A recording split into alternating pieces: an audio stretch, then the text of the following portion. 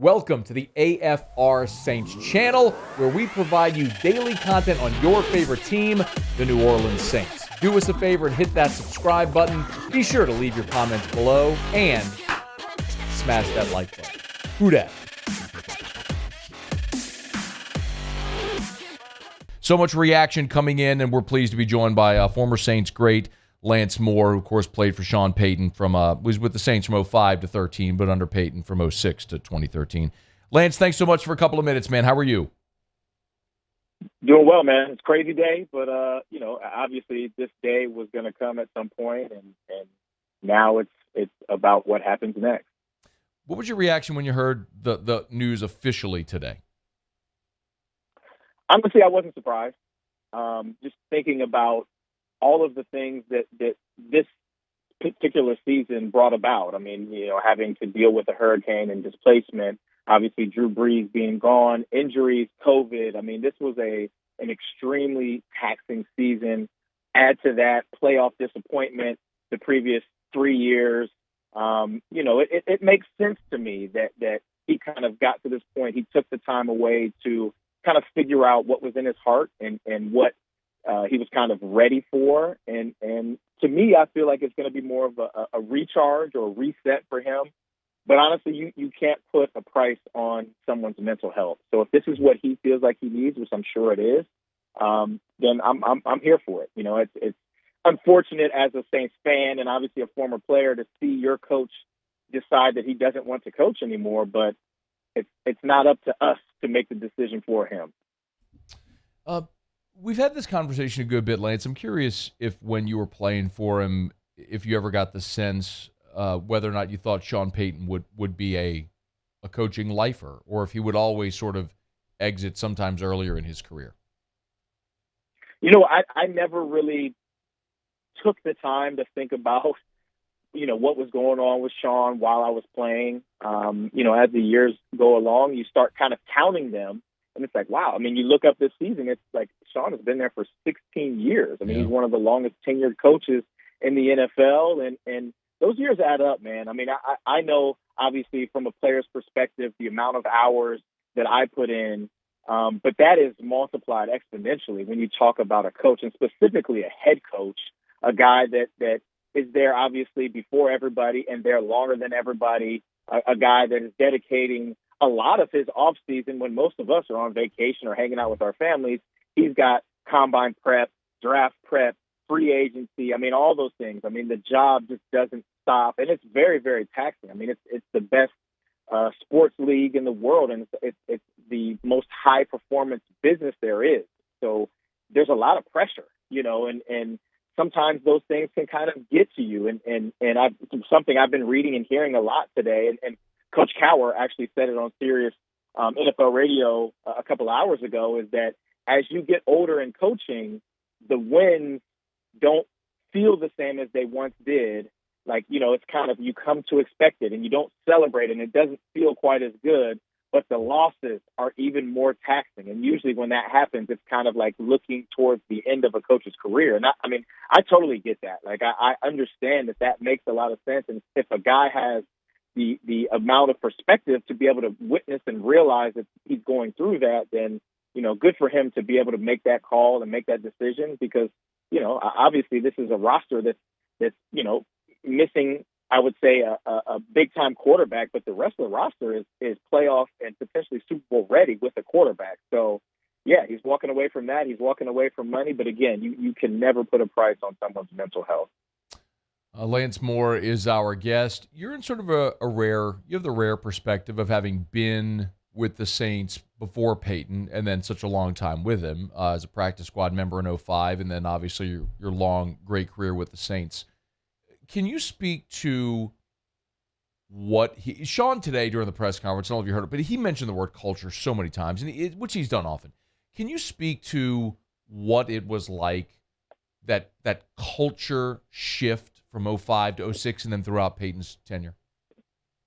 I don't think it could be any more drastic coming off of that 2005 hurricane displacement Katrina season in San Antonio, with all of the stuff that was going on around us, even beyond the 3-13 season. I mean, there was a lot of craziness going on within the organization then. And then I always say that, like, Sean was the perfect person to kind of come in and right the ship and clean house and really transition from an organization that had to deal with a lot of terrible football and seasons and things happening to them, to an organization that has it together, that has the right people around, that wins games, and obviously eventually bringing a Super Bowl.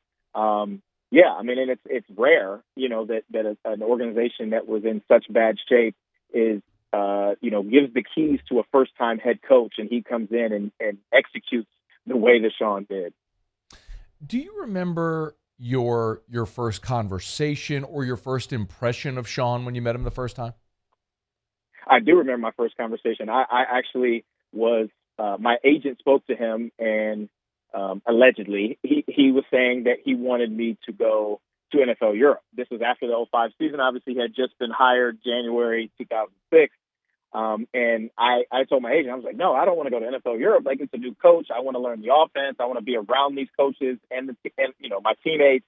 And he said, look, man, if you want to play for this team, then you should probably do what the head coach said. Now, fast forward years later, and I said, hey, man, why did you want me to go to Europe? And he said, I wanted you to go to Europe.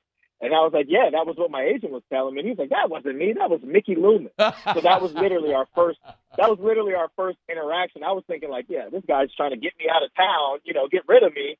And it wasn't even him. But it's just an awesome guy, man. Like, somebody that is very, very unique. Got a unique personality, got a great sense of humor. And I've been saying it all day. Like, if he wants to do the media thing, he's going to be TV gold, and he's going to make whoever hires him very, very happy, because not only is he smart and funny, but he's very insightful, and obviously he's been there and done that. So he's got an interesting and unique perspective that not many other people will have. He is a New Orleans Saints Hall of Famer, Lance Moore. I had just two more for you. One, specifically with Sean Payton. Look, there are so many smart people in coaching that know a ton of football. But there's something there that differentiates really smart people from the greats that win Super Bowls and are going to go to the Hall of Fame, like Sean Payton. For him, I agree. What is it, Lance? Like, what is it with Sean that is a differentiator? Honestly, I can't put my finger on what exactly it is, but I agree with every single thing that you said. Like, he is truly one of a kind. Because he really has it all. Like, he's smart. He knows football. He's got, Bill Parcells is basically his coaching and life mentor. So he's got those gems that only somebody like Bill Parcells would have.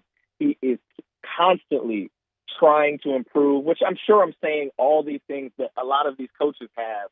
But for whatever reason, Sean is able to get greatness out of guys, and guys respect him and they kind of gravitate toward him. And the one thing that I missed was like the super fun Sean, like, where the guy, he's like dancing in the locker room. Like, he wasn't doing that. He was way too serious when I was playing. But like, as a former player, seeing that, you love to see a coach that has already been at a level of greatness still continuing to evolve and still finding a way to connect with his team and his players on a personal level. And shoot, man, I mean, I think that's it. I mean, somebody who was never, ever satisfied. He's always trying to find an edge, always trying to get a little bit better. And, hopefully he finds what he needs in this time off. And hopefully, secondarily to that, he comes back and leads our Saints. But I'm not gonna bet any money on that. You think he'll coach again, but somewhere else? I actually do think he'll coach again. Honestly, there's a lot of things that have to fall into place. But I think that he's a competitor through and through. And I think a few years off might be a little boring for him, even if he's working in TV and, other things going on. But I do think that he's a competitor, and I think he's going to want to get those competitive juices flowing again, and accept the challenge of being a head coach again. Obviously, like I said, I'd love for it to be back in New Orleans, but it usually doesn't work out that way. So I guess we just have to wait and see. All right, before you go, I'm going to ask you a question you've answered a bajillion times. I got to ask you about the 2-point conversion. Did you had to know that it was in the Super Bowl. You had to know that it was coming your way. The call coming in, the play. Walk me through all of it. Yeah, well, that's 2-8 speed smash. That's a play that Sean basically put in one of the first days in '06 when he got there. I mean, it's a mainstay in his offense, and it's a sprint out play. It's a quick hitter, short yardage play, obviously, and I was the Q8 runner for a number of years, scored touchdowns, 2-point conversions before on it, and none obviously more famous than that when people call me Mr. 2-point conversion everywhere in New Orleans. But you know what? It was, I knew it was coming. I mean, that was our 2-point play. That was the main 2-point play. Every week going into the each game, you have the number or the plays numbered 1, 2, 3, however many they think that you're going to need in a given week. And obviously, usually that play was number 1. So I knew if we had a 2-point conversion in that game that it was going to be my play. It's just a matter of going and making it happen. And I lined up a little too deep in my alignment. That's why the ball was out in front of me the way that it was. Had I lined up normal, it probably would have been an easy catch and a walk-in. But, I had to make it a little bit dramatic on that stage, It all worked out for the best. And no one has done it as well as you did for all those years. Lance Moore, Saints great, Saints Hall of Famer, good enough to spend a couple minutes with us on this day. Man, thanks so much for being flexible, for making it work. We really appreciate it. No worries. Thank you, guys. Take care. Hey, thanks so much for watching. Please leave your comments. I love to interact. And be sure to hit the red subscribe button below.